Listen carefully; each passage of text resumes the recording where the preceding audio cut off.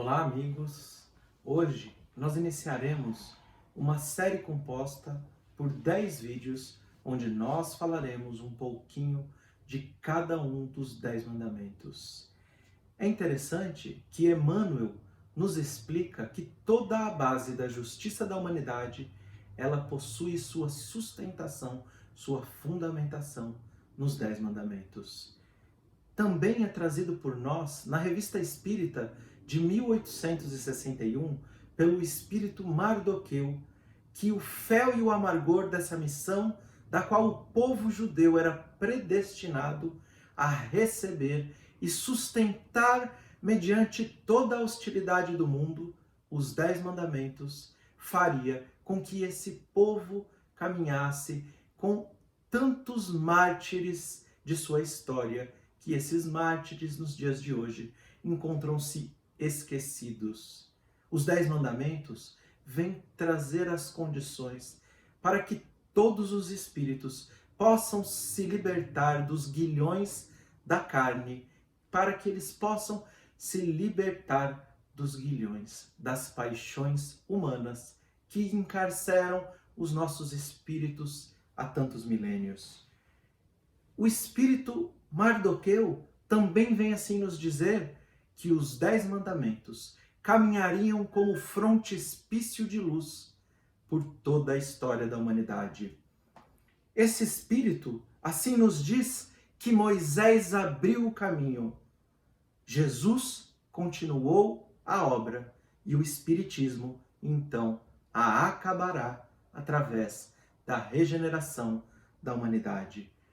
Os 10 mandamentos, eles estão escritos em 613 letras, quando assim lidos nas tábuas da lei, nas tábuas de pedra, que representam uma lei que, uma vez escrita, não poderia ser alterada, trazendo o intuito, a interpretação de que a inteligência suprema de Deus, ela está fundamentando os 10 mandamentos. Assim, 620 letras. O que nós devemos compreender dessas letras que constituem os 10 mandamentos? Quando nós observamos a Torá, que constitui toda a lei judaica, nós ali encontramos 613 mandamentos. Estes 613 mandamentos, 10 deles são as Aseret Debrot, os 10 mandamentos do Har Sinai, que o povo de Israel recebeu para a humanidade no Monte Sinai. Mas, antes da entrega da Torá, o grande missionário Noé, descrita sua história e narrada no livro de Gênesis, ele já havia trazido 7 mandamentos para a humanidade.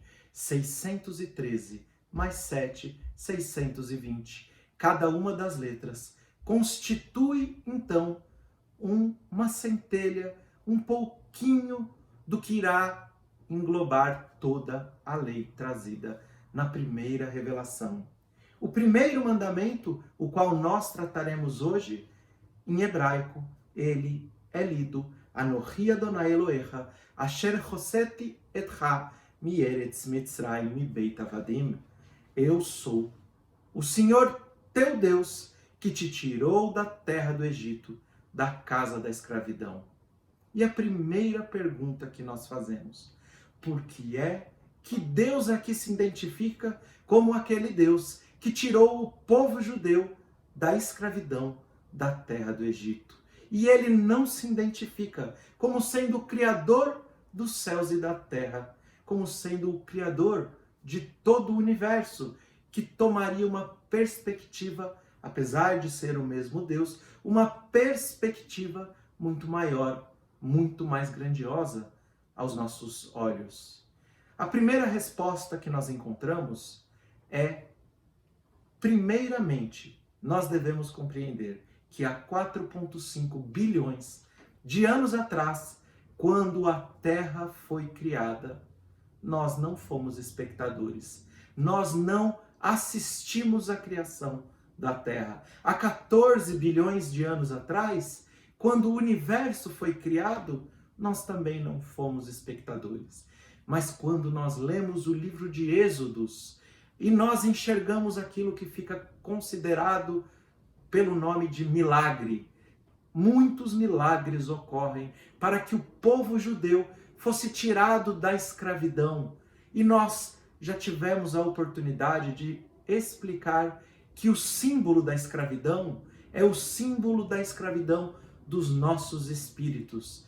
E o Egito, ele possui igualmente um simbolismo de se apegar, de se conectar à materialidade de forma muito intensa e assim fazendo com que a paixão tome conta de nosso espírito e nós nos tornemos escravos nesse Egito.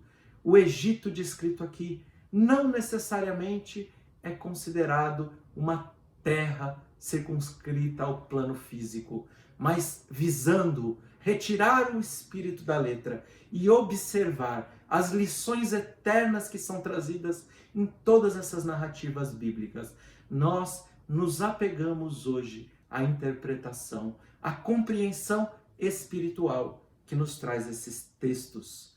Dessa forma, o povo judeu assistiu diversos milagres, o que seria impossível dizer que as mãos de Deus, no sentido simbólico, não acompanharam o povo judeu durante todo o Êxodo, durante as 10 pragas do Egito, durante a abertura do Mar Vermelho, durante todos os fenômenos mediúnicos que são descritos no momento em que o povo judeu recebia os 10 mandamentos.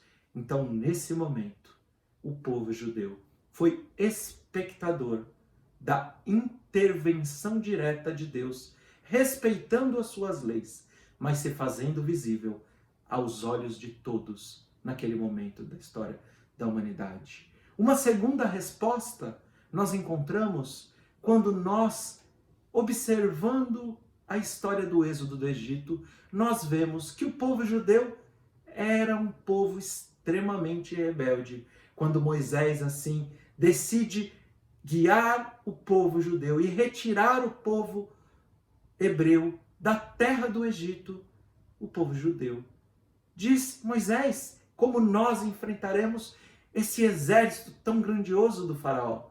Quando então, após as 10 pragas do Egito, o povo foge para o deserto, ali mais uma vez, o povo judeu murmura lamúrias, e essas lamúrias são sobre a sede que teriam, sobre a fome, pois no deserto não havia comida, sobre as feras que colocavam em risco cada uma daquelas vidas. Ainda o exército do faraó iria perseguir, e eles diriam para Moisés: no Egito nós apenas trabalhávamos, aqui nós estamos enfrentando a fome, a sede, o frio, as feras e o exército do faraó nos perseguindo.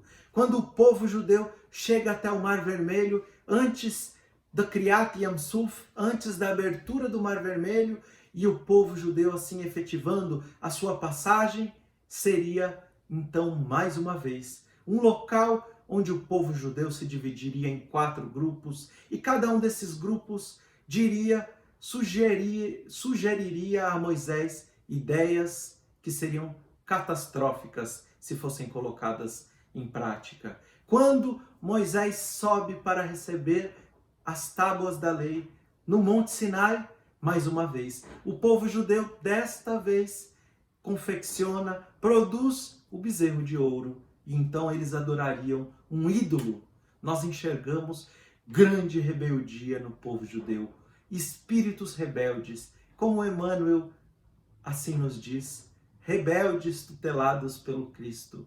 O povo judeu, em função dessa rebeldia, receberia esse primeiro mandamento: eu sou o teu Deus, que te tirou, no singular, e não que tirou a todos, porque Deus se preocupa individualmente com cada um de nós, e não importa quão rebelde você seja, não importa o quanto você negue a Deus, o quanto você negue as suas leis, Deus constitui toda a legislação, todas as leis divinas do universo, para que um dia toquem profundamente e individualmente o seu coração. Individualmente, para que toque o coração de cada um de nós. É interessante também nós fazermos a seguinte pergunta: por que é que nesse primeiro mandamento é ordenado que nós venhamos a acreditar no Deus único, no Deus criador dos céus e da terra, no Deus que tirou o povo de Israel do Egito e que almeja tirar cada um de nós do nosso Egito pessoal, da nossa escravidão para com as nossas paixões humanas? Porque é que está ordenado a acreditar nesse Deus. Nós sabemos que se fosse simples assim, ordenar a alguém acreditar, nós poderíamos hoje, por exemplo, ordenar a todos os governantes do mundo para que acreditassem na paz e então se tornassem diplomatas do amor.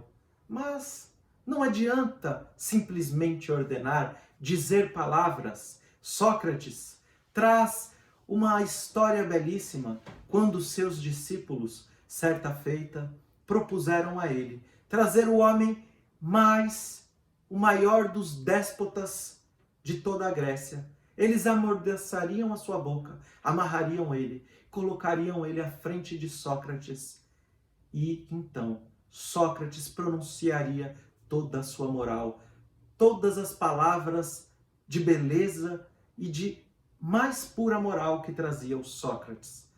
Após então ouvir esse homem, ele deveria se tornar um homem moral, disseram os seus discípulos. Mas Sócrates, dentro de sua sabedoria e simplicidade, ele diz que aprendera com sua mãe, que era uma parteira, que uma mulher só pode dar à luz se ela estiver grávida. Nós apenas concebemos, aceitamos uma ideia depois que ela é gestada no nosso intelecto, na nossa consciência e então internalizada verdadeiramente por cada um de nós. O que nós compreendemos é que esse mandamento não ordena a acreditar em Deus, mas ele ordena que nós possamos enxergar a Deus. Paulo de Tarso nos disse que evoluir é tirar as escamas dos olhos para que nós possamos enxergar a Deus no próximo, enxergar a Deus na matéria, enxergar a Deus nas vicissitudes, enxergar a Deus em todos os momentos de nossa vida. Quanto mais nós enxergamos a Deus, mais nós estamos cumprindo então este primeiro mandamento que é trazido por Moisés nas tábuas da lei. Nós encontramos Abraão, o primeiro de todos os hebreus, trazendo a lição do monoteísmo. Moisés trazendo no primeiro mandamento o monoteísmo. Moisés, igualmente, inicia o primeiro versículo da Torá pelo monoteísmo. Se nós olharmos os 4 evangelhos, eles se iniciam com referências diretas ao princípio do livro de Gênesis, ou a Abraão, ou sempre ao monoteísmo. E se nós igualmente abrirmos o livro dos Espíritos, na primeira questão, nós encontraremos o questionamento de Kardec. Que é Deus? Inteligência suprema. Causa primária. Encontramos Kardec iniciando a codificação pelo monoteísmo. O monoteísmo, a fé no Deus único, ele não é simplesmente a base de sustentação religiosa do mundo, mas ela é a base, os pilares, as colunas que irão então sustentar a regeneração da humanidade, o telhado que será coberto por Deus.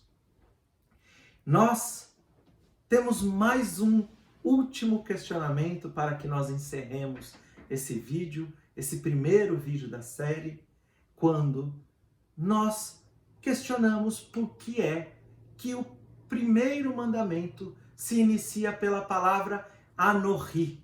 Anohi é uma palavra que igualmente ela é escrita dentro da língua dos egípcios antigos. Imaginemos, o povo judeu, o povo hebreu foi escravo por 430 anos. O povo de Israel foi contrito, recebeu grandes dificuldades durante esses 430 anos de escravidão no Egito.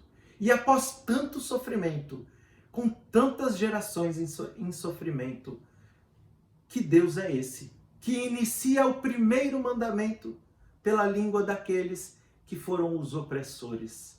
Este é o Deus que não é apenas o Deus do povo de Israel. Esse é o Deus de toda a humanidade e que ama a cada um de nós, independente do que façamos, igualmente. Deus ama a todos os seus filhos. Quando nós observamos este primeiro mandamento, nós devemos compreender que somos todos irmãos, somos todos filhos do mesmo Pai Celestial e que esse mandamento não foi dado exclusivamente ao povo judeu, mas foi dado a toda a humanidade, a todos os filhos de Deus. Nós também devemos compreender que neste primeiro mandamento já encontramos o germe de todo o perdão, pois estes mandamentos, sendo a cada um de nós, e o amor e a condição de Pai Celestial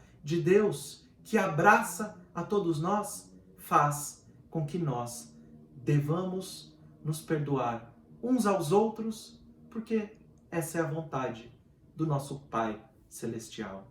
Aqui, então, trazemos o primeiro mandamento, o primeiro vídeo dessa série.